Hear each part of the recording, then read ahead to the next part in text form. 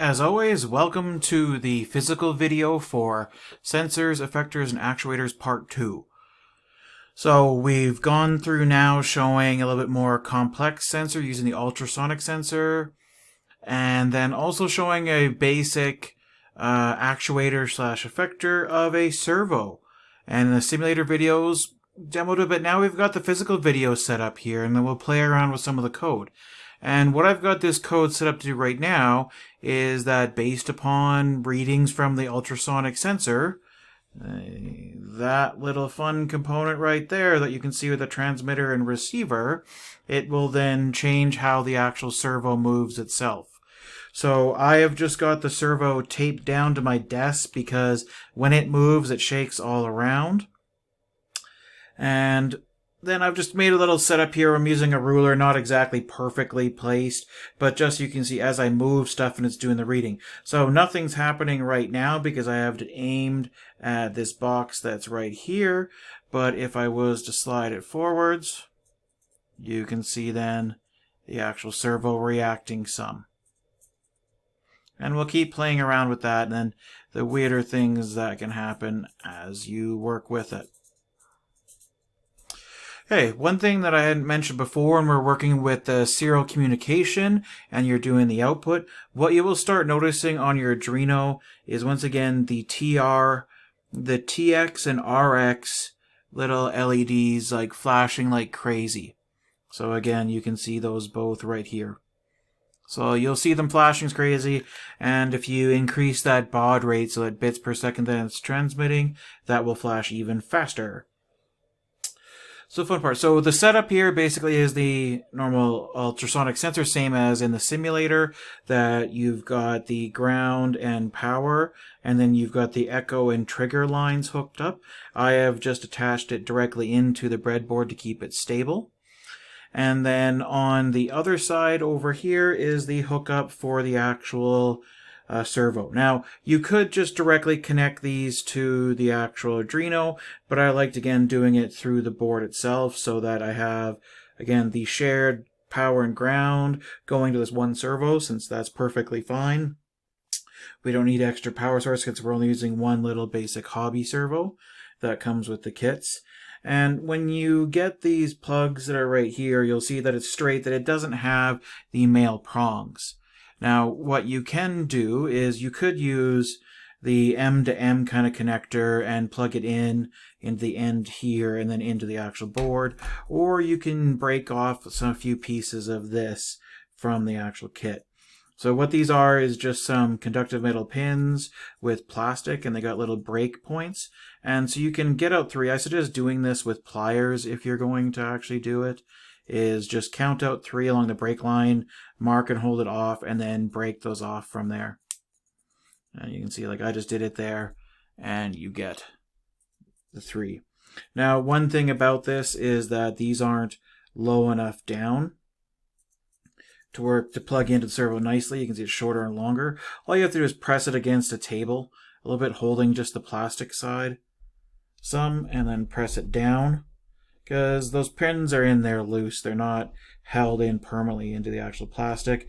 So you can slide it down so it's a little bit further until you can feel that it's got a solid connection, and you just plug it into the bottom of the connector, then into the actual breadboard if you so choose. I'll just leave that over there.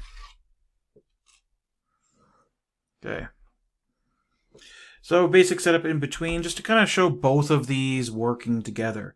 So then I'll shrink down to the side and actually start taking a look at the code. And you can see how I've already got the serial plotter open.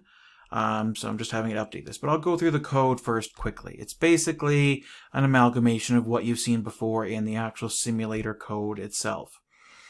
You have the servo.h. So again, now that this has been included, you can't use analog write on pins 9 and 10. So that's why on servo 1, I've decided this time to take up pin 10. And then I've got the pins for the ultrasonic on pins 8 and 7. You have your definition of the variable used to control the one servo. You have the two functions here that were explained in the simulator video for the write-up, just a modified version of code that I got online and turned into a function, so you can use the HC SR04 ultrasonic sensor and get centimeters kind of feedback coming back. And here we have again the usual serial begin, your initialization of the ultrasonic, and then the attach to the pin. So here, I'll open this up further.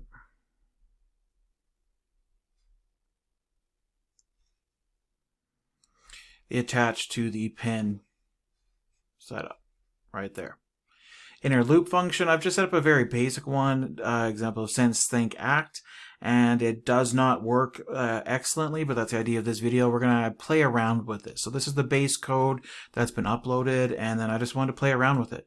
So quickly just getting the distance setting, and I have it set right now is that if the distance is less than 60 centimeters, then it does a random conversion to an angle. So not using the map in this case, I'm just taking whatever the distance is and timesing it by 3.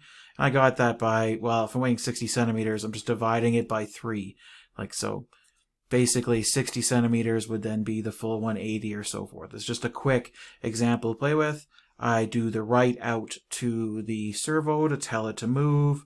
I then do the print to the serial line so we can just see the actual data and what it's reading. And then I do the delay just to make sure that I've waited for the servo to reach the point it's supposed to actually get to. Now, this doesn't mean that everything is going to be perfect, because when reading the values, I just have a stable object there now that's not moving much, and no weirdness that this is happening. But if I move this away, it's jittering some because whatever's reading there, but if I just even start using my own hand and trying to actually place it, you can see it drops, but you can see also weirdness when things are moving of like, why'd this drop down to 0 and then go back up? That right now, it's say that it's reading at roughly a 10 with a few jitters, and that's roughly where my hand is. It's at 11, but I don't have this set perfectly the way the ruler is. But if I move in, you can still see like weird jitteriness that's going. But this is right now is the like distance that's being outputted. And what it's reading, but it's also between what's being absorbed to things like moving at an angle and back and forth. So what I'm going to do now is first is I just want to get to where we can just see, well, what's going on with the distance. So I'm going to comment out some of the other code. Not have the servo doing anything. No real delay right there. And so all we're doing is outputting the actual distance and see what's going on. So upload. Flashy flash. And okay, why are you still moving, servo? Okay, there we go. Finally uploaded the code. Servo's not react. Why are you reacting still, servo? Okay, ghost in the servo, I shall say. So now it's just really want to see like, well, what's going on with the distance values? So I'm just outputting the distance constantly. And see it dropped here, and we'll wait to see right here because, well, this longer spike kind of disappears. But like, okay, we're shorter, and then see, okay, let's move closer. And you can see the distance is going down, going for the readings. And good, and then if we move back. But notice I'm also using material, it's kind of absorbent, but it's faced directly at the actual sensor itself. So we can see it is picking up on that distance, and this will get better as soon as this little spike right here disappears. Go away, spiky. So our graph will readjust properly. Okay, there we go. Okay, we'll see where we are now, but you can still see like little jitteriness that's going on. Could be me shaking stuff on the actual, yeah, here. You can see that me shaking my table. You're not noticing about that little jittery that's going crazy. That's me shaking my table and the object actually going back and forth for the angles. Because even if I angle it forwards, you can see the distance and values that are actually changing. And even we got another spike again.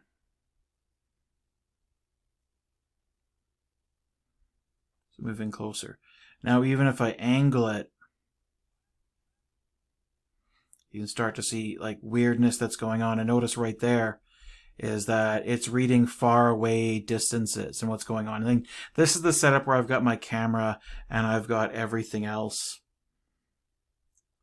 here. But you can see it's because I'm angling it. The idea is again that you have the transmitter sending out to here, but then the sound is being bounced in different ways. And that can be due to also this material that's kind of like a fake kind of pleather, kind of soft material. And what's happening. So even if I'm angling it more. Same even more if I move in my hand with it. And trying to use that for the distance is that you can see as I'm angling my hand, different values of how it's reading.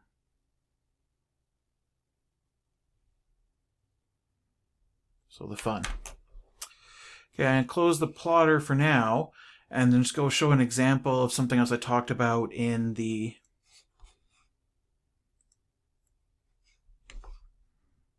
code. So here we can see the actual distance values that are being outputted, and you can see those jitters of the 8. Like there's nothing really in front of it right now, so it's whatever. It's probably reading my what's holding up my camera rig that's just right here on the end.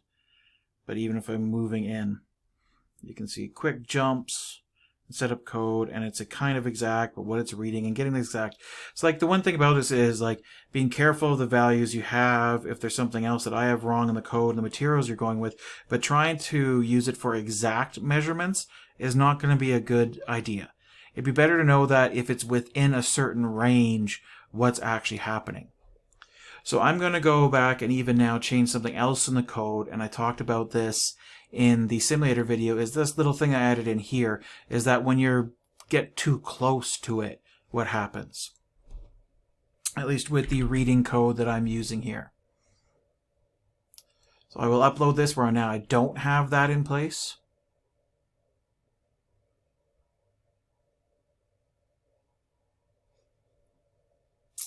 Clear the output, so we're starting from fresh right now, and then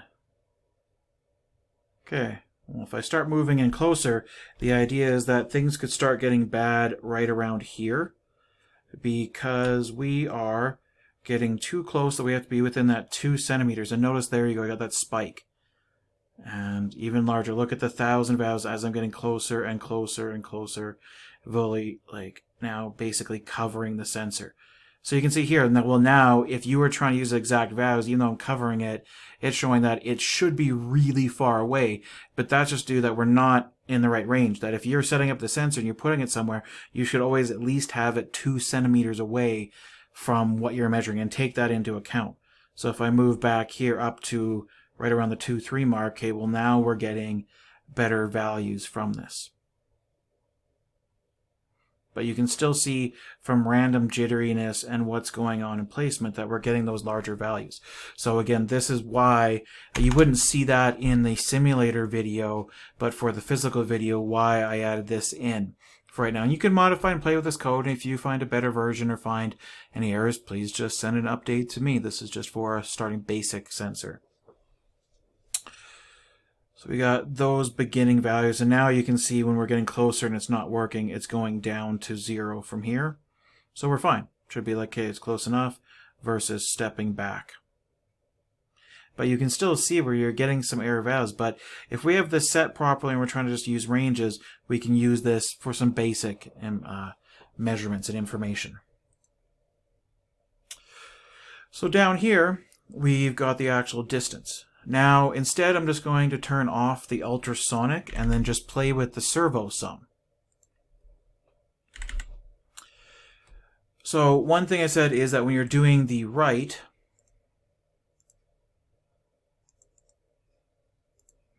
you were just giving what angle it should move to. And they should always have a slight delay after, just to allow it to reach that final angle. Now, you don't need to do this for every single angle. Some of the example code I've seen where it uses a for loop and goes up by angle, like angle by angle. Like if you just need to set, you just set what angle you actually want to go to. So for example, I'm going to set this one to 90. So right now, basically what's on, the servo is going to always move to 90 degrees. So upload the code.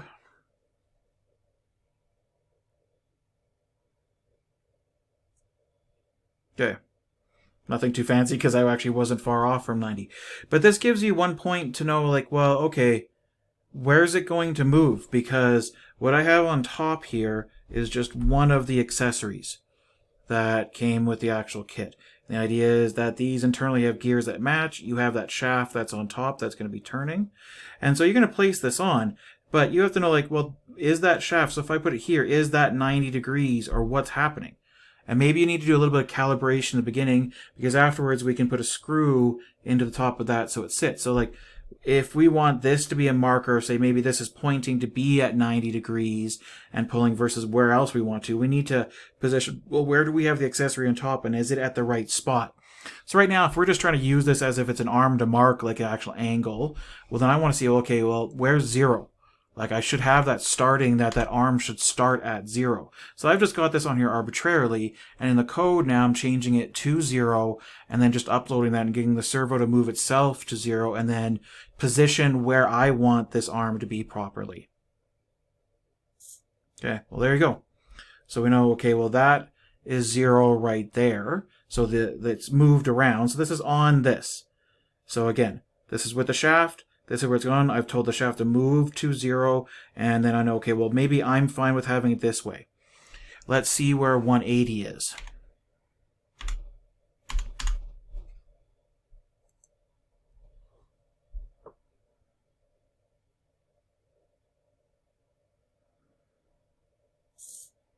Okay. So you can 0 over at a rough 180, and you can see it's not exactly straight across. So that may work for me, but that's just where it's told. So let's try now. So like, it means this shaft is here, so I've taken this off. What if I say that this is now 180? So even though the shaft is here, that this marker is 180, then see where it goes back around to 0.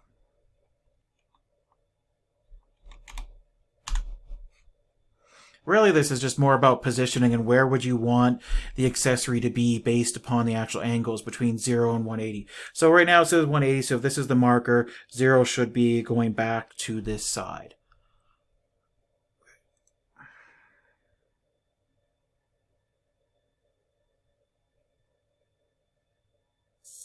There you go.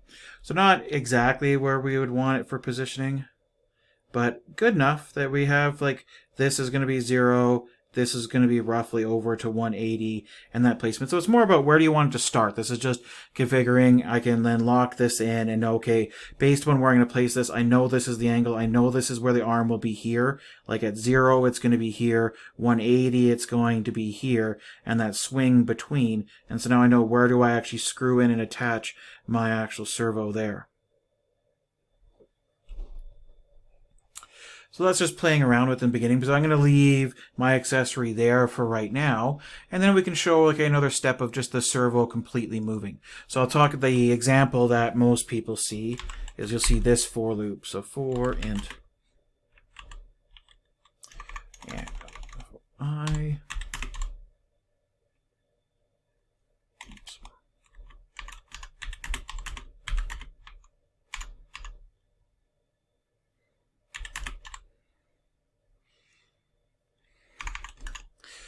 So really just trying to go up steps of 1 for each angle and move the servo. It's not what you need to do, but this is just to get it to swing back and forth. So tell it to move to one angle, then the next angle, and then the next angle, and the next angle.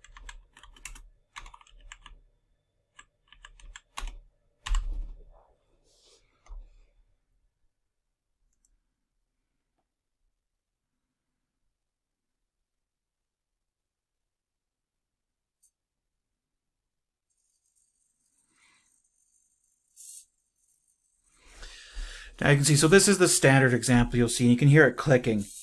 And that's a little delay that we have in between for our code. The idea is that when it comes in here, it says I, it's going to be at 0 and move to that spot, and then tell it to move to angle 1, then angle 2, and angle 3. Now the very last one, when you see it, like boom, swing back like that, is because we've finished this for loop, we've gone down to the end of the loop, and it comes back up to keep continuously running the code that's within here. And so then this for loop starts again at 0, so it's at 180, and it instantly moves back to the 0 position. So now to move to an angle, as I said, you don't need to do this. A lot of people have this kind of example. This is just getting it to swing back and forth. You don't need to do that. You just need to set the angle you actually want it to be at. So just to even demonstrate that more, if you're trying to get to a specific spot, I just need to again have the right and an actual delay. And this time I'm just going to have it go between a couple different spots. So I'm going to have it start at 0. And then wait there for half a second before going to the next angle.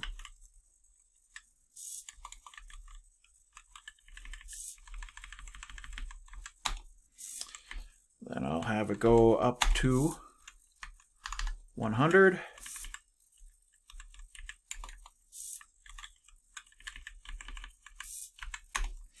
And down to 50.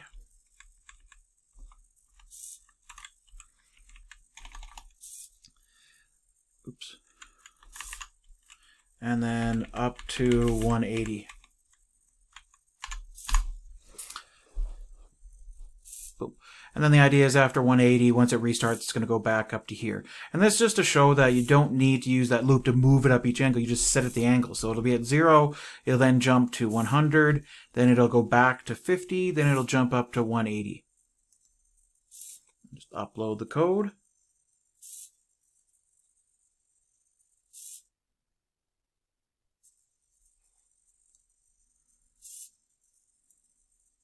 Oops. Didn't notice I put that in. I'll upload again since I didn't notice I actually hit a key before doing that.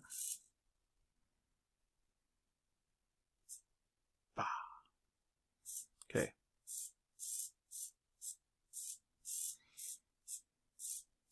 So you can see it jumping back before each angle. So 0, 1, 50, 180. It's kind of like a really shitty techno beat too. Okay,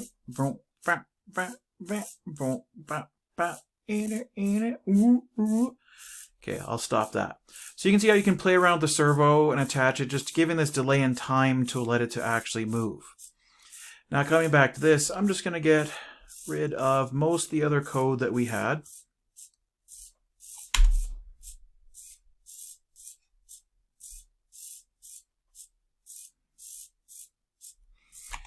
Here to start with, and just bring in the ultrasonic sensor and start getting it to do different things. And we'll just map it directly across for what we expect for the distance values straight into the actual servo and see what we get.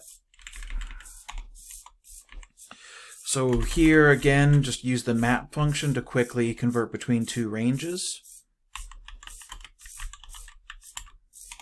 And I'm going to leave the servo doing that the whole time just so it gets really annoying. So for the distance, we should get 0 at the very bottom. And I'm only going to have it go up to, let's see what's here, like 20 centimeters away as the actual max for the actual values. And then after that, okay, we want to go to what the servo would have, so between an angle of 0 and 180. And then I'm just going to directly put that into it. So the servo, with every little movement, will be getting a lot of delays. Now do remember that with this function I've written here, that it is doing a delay of 100 nanoseconds, and we could play around with that. You can see the example of 2 parameters here, and even though it lists 3, that default parameter is kicking in. Okay, let's upload this.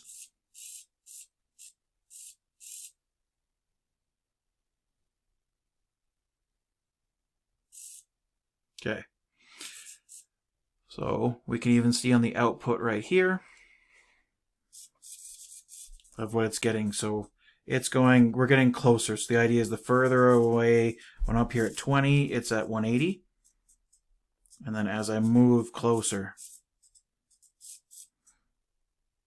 I'll even use the device we had before just so it's a little bit smoother.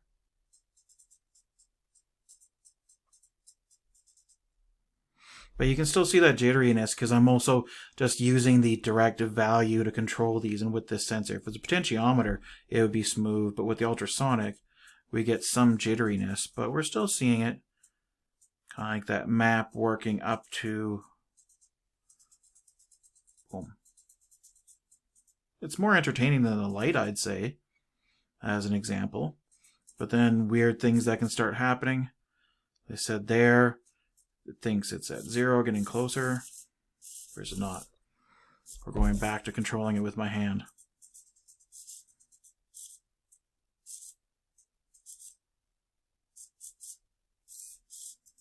Now I'm just playing with it. So it's that beginning point of like, of combining these two things together, of getting these sensors, and now, well, whatever I want to do in between with the sense, think, act. This is a very simple, it doesn't really accomplish a lot of tasks, but it depends what we had attached to this. Because the idea, this is just the arm, and so it was easy to see, like, as treating it like an angle. But the idea is that we can attach different things to the actual end of this that it could be pulling. And it's that torque that I talked about in the first video. The fact that it can pull 2.5 kilograms at 1 centimeter away from this, which is, you can see, is not that far. So only that one, I think is the 2 centimeters, whatever.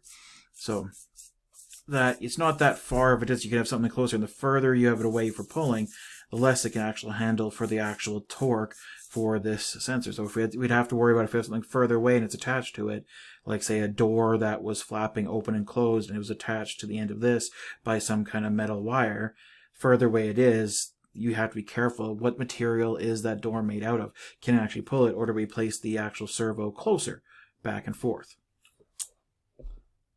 And playing around with the fun of what you can actually do in the code itself. So you can combine these with different things. If you wanted to combine it to the potentiometer and change the distance between, you can use the servo to do different things like pre-programmed movements from one angle to the back, knowing what you actually have attached here. And being careful about anything else that actually happens in the actual code or any delays. So I think for now, because I've just started playing with the code, is that it's best that I stop this video after 30 minutes. And it'd be good for you to go back and play with that code. Because the first one I gave you is just a starting, very basic. You can change it into this one that reacts and does a little bit more. I suggest you change around working with this ultrasonic and see what can you actually do with it yourself. Other than that, I hope you continue to do good and that midterms are not too bad for you, as fun as they can be, and just continue being awesome people.